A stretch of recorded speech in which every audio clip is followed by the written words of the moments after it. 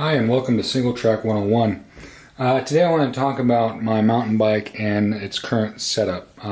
This bike isn't exactly stock. I've made some adjustments to it, and I want to talk about what those adjustments are, why I did them, and what I think it did for me. So I'll start off small. I did the lizard skins, and that's the little pad that goes on the chainstay. And what that does is it keeps the chain slap from nicking up the chainstay. So that's a little $10 thing. It's real worth it. And then as far as tires go, this is a Maxxis Ardent. It's a 2.4 inch wide tire, and it's really good for flotation. And as far as ride and everything like that, it's got plenty of grip. It's real smooth. I run the pressure on that rear tire probably between 25 and 30 psi depending on the trail and conditions, and I really like that tire. I've done a review of it before, and I still really love it. I've never had any cuts on the sidewalls or anything yet, so far it's been working out well.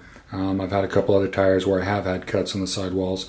I'm not saying it's impervious, I just haven't had it happen yet.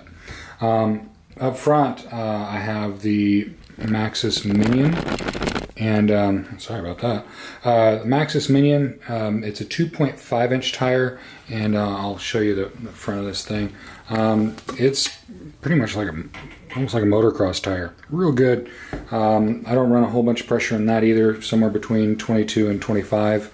And I'm a big guy. I'm at 275 pounds, and so I run the lower pressures, and it works for me. So I get a lot more traction out of it, a lot smoother ride. Another thing I did is I went with a 200 millimeter disc up front, and I moved the 180 to the rear, whereas this bike came with a 180 up front, 160 in rear. You just had to buy the bigger disc and the adapters for it. The other thing I did that really made a big difference on this bike was the pedals. I went to Shimano SBD pedals, and that really helped. It's not so much the pedals that do it, it's the shoes. The shoes, not only does it keep you clipped in, but the shoes give you a bigger platform, and so you don't get any of this over the pedal with your foot. Even though it looks like you would with a smaller pedal, it's the shoe that really makes the difference. The other thing I've done to this is I've gotten a WTB Pure V saddle. It's been the most comfortable saddle I've used so far, so I've been pretty happy with it.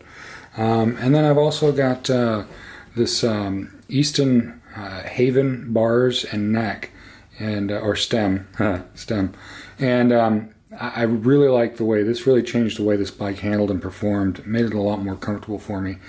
These bars are 711 millimeters, so it's pretty wide. It's not the widest out there, but it's pretty wide. And then lastly, I did these ergon grips.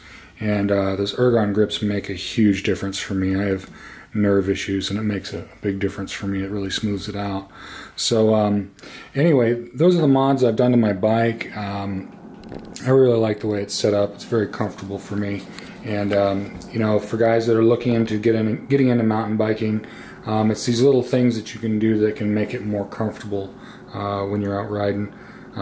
For me, comfort is paramount. If I'm uncomfortable, I'm just not riding.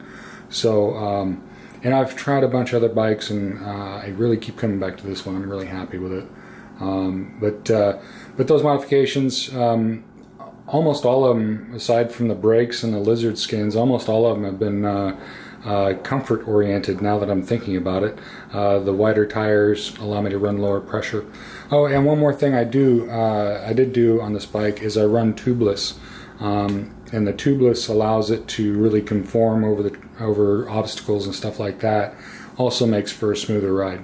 So anyway, that's my setup. If you have any questions about it or comments, let me know. I know there's some stuff that would be good for me to do should funds allow. One of them would be probably a better seat post.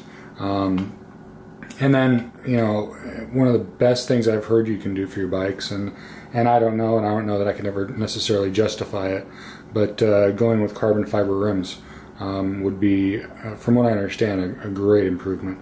Not so much for the lighter weight in the sense of lightening up the bike, but lightening up the rotating mass.